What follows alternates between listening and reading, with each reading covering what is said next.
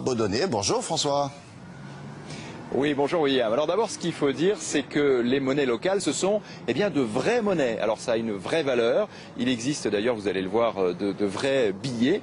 Et il y a également un certain nombre de principes. Tout d'abord, c'est que cette monnaie locale, comme son nom l'indique, elle n'est valable que localement. Alors en général, c'est effectivement dans une région, souvent d'ailleurs seulement dans une ville, et voire même d'ailleurs la plupart du temps dans une petite ville.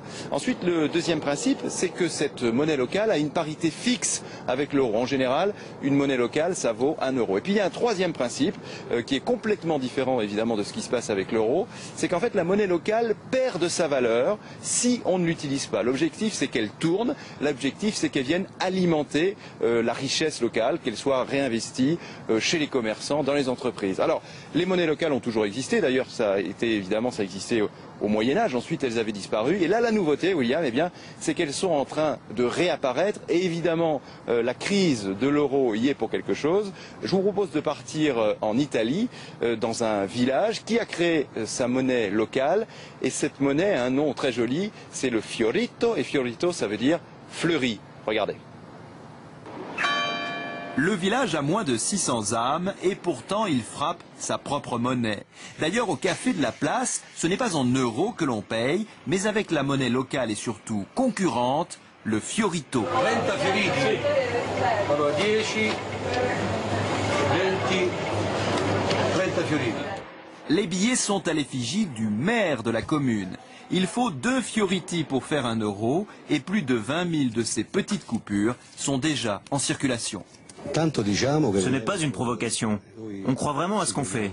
Et nous avons de bonnes chances de créer une principauté. Car Filettino est un village qui se rebelle contre l'Europe et surtout contre l'austérité décrétée par Rome, sa grande voisine. Les habitants affirment même qu'ils veulent l'indépendance. Nous, les citoyens de Filettino, nous sommes un peuple fier. Nous avons donné des guerriers à l'Empire romain et nous n'avons jamais peur. L'État doit comprendre ça. Sans aller jusque-là, partout en Europe, la crise économique encourage le développement de monnaies locales.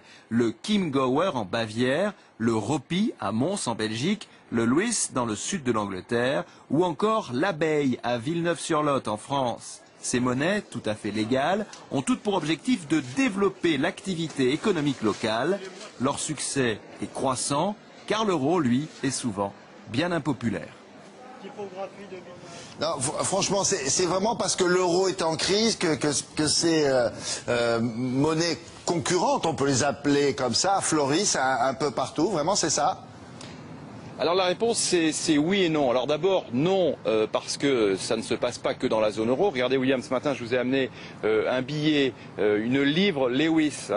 Lewis c'est une petite ville du sud-est de l'Angleterre. Bon, et là-bas les monnaies locales se développent aussi et on le sait là-bas évidemment c'est la livre sterling. Donc ça ne concerne pas que la zone euro. Mais oui quand même parce que on sait si vous voulez qu'à chaque fois qu'il y a une crise économique et surtout une crise monétaire, eh bien les monnaies locales se développent. Alors ça a été le cas lors de la grande crise de 1929.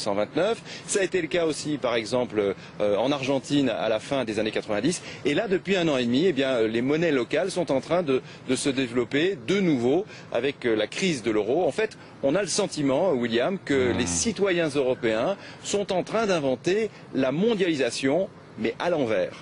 Oui, d'accord. Très bien. Merci beaucoup, François. À plus tard. Des dents, c'est toujours en travaux, hein, Bruxelles.